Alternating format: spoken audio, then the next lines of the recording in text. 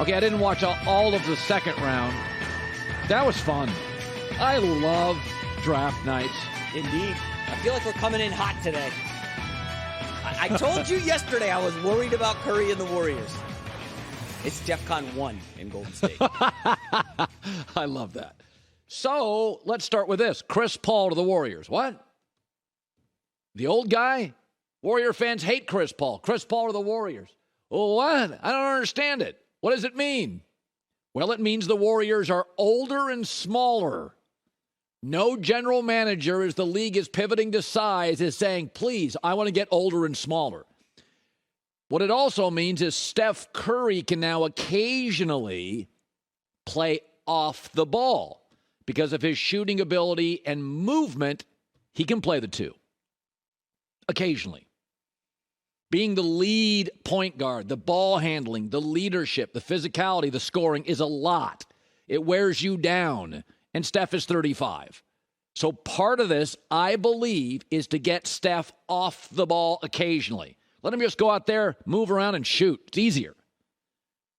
Did you see who the Warriors then drafted last night?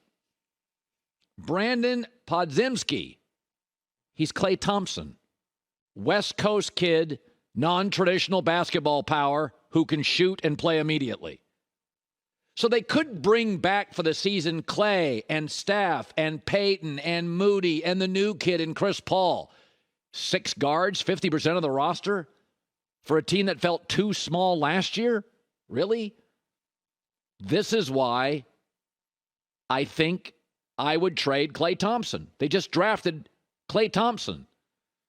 Healthier, younger, can shoot. Kid's a great shooter. So GM Bob Myers, the architect of all this stuff, left. He had loyalties to a lot of these players.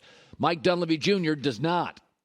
Maybe I'm wrong, but Chris Paul doesn't necessarily fit the Warriors. He's a plodding mid-range player, likes to walk it up the floor. The Warriors are all about speed and motion and threes. It doesn't fit, right? But it does if you're going to move Steph Curry off ball occasionally and then draft Klay's replacement. Oh, that's what they're going to do, I think. I mean, do you need Steph at 2, Klay at 2, and the new kid at 2? How about one big that can score on the whole roster? Milwaukee's big. Boston just got bigger. Phoenix has size. Denver's huge. The Lakers are big. Another guard? I mean, in the last couple of days, they got Chris Paul and another guard. You're going to keep them all. Now, I knew they moved Jordan Poole. He wasn't going to fit. I'll get to that later. But I believe there has to be another move coming. It may be at the trading deadline. But if you go look at the Bulls dynasty, which Kerr was part of, it was always Phil Jackson, Michael, and Scotty. The rest of it, always movable. If you look at the Warriors dynasty, in my opinion, people think it's 4. To me, it's 3. Kerr, Steph, and Draymond. Everything else is movable.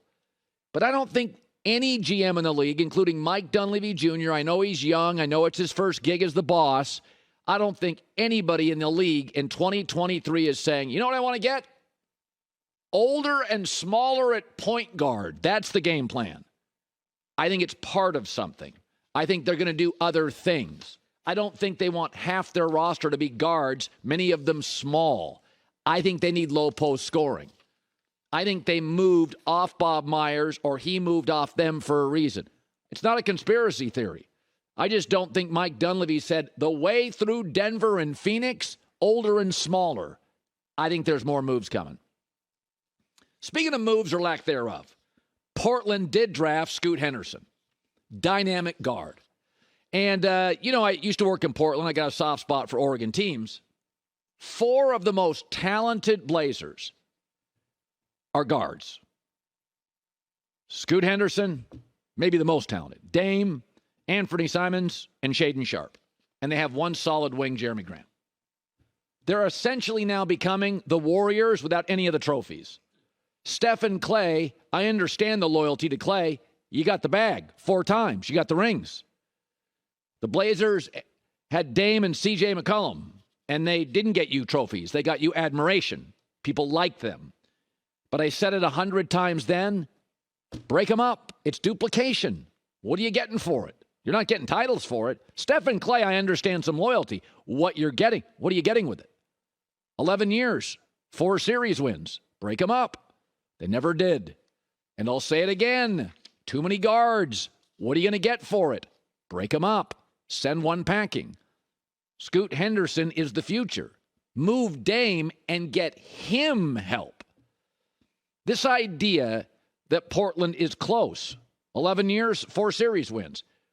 Phoenix is better today. Denver's going nowhere. I'll make a prediction that OKC is the most improved team in the league next year. Oh, the Spurs just got Wemby. The Kings will be better with a year experience. Right? Like the West was weird this year. It's coming back strong. OKC, San Antonio. I didn't even mention Memphis, but they may be better with Marcus Smart. Everybody in the West next year potentially is better, some way better. The Warriors aren't done making moves, I don't believe. Portland, guard heavy, holding on to Dame. Dame has a market. You can get pieces for Scoot. Because I don't believe it's a legitimate argument to say, let's move Anthony Simons and get a piece that will, what? Simons is not established enough. Dame's a Hall of Famer. So, to me, this feels like Portland 2-0. Is that I kept for years and years saying, I like CJ and Dame, but the ceiling's not high enough to keep it together. Like Steph and Clay, I get the loyalties. I get the struggles, the tears, that we can't break them up because of what you achieved. I don't get it here. Dame had a great career. He's a Hall of Famer. I'd be happier for Dame to go to Miami where he'd be their best scorer. He could win a championship. It would make Miami a complete, utter handful, and it's exactly what they need. Smart, veteran, shot maker. But you become the Warriors without any of the rings, without any of the success. I don't get that. And I'll say it again with the West. I just wrote the teams down this morning in the West. The Nuggets, big, not beating them with 4 guards. Suns, if they keep Ayton, big. Kings, Warriors, Lakers, OKC, Spurs, Memphis. You're running out of spots. Dame's not getting younger. I don't know. I think the minute you draft Scoot, you've basically put a fingerprint on what you're doing next year and going forward. Years ago, when LeBron joined the Miami Heat, they got to about practice number 2 or 3, and Dwayne Wade acknowledged, that guy's way better. And he told LeBron, this is going to be your team. And LeBron's like, no, it's your city. And D-Wade said, no, it's your team. You're the best player here. Dame's a great player, but after about 4 practices of Scoot, his youth, he'll be able to play 75 games. He'll be a willing defender. You're going to look around and go, we got to get Scoot some players. And Scoot's not going to win a title next year, but at least it's a solid direction and everybody gets it. Keeping these guys together, what are your paths? You got 2 paths. I don't think either one of them get you close to a title. I think both of them get you maybe at best into the bottom of the playoffs. But all these guards in the bigger West make a move, and you're not moving off. I mean, your future is clearly Scoot Henderson. Nobody disputes that. Your near future could be Dame. How about just moving him and getting pieces around Scoot? Rebooting. 11 years, 4 playoff wins. It's not that emotionally hard. Be different if you had rings and trophies. You never really got close. All right. All sorts of stuff. Had I told you, J-Mac,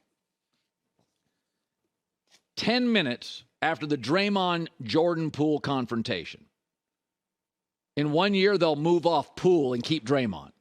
People would have been surprised by that. Yeah. But that's what they did, and kind of what we said would eventually happen. Steve Kerr was not outraged by the moment as much as he was the video got out.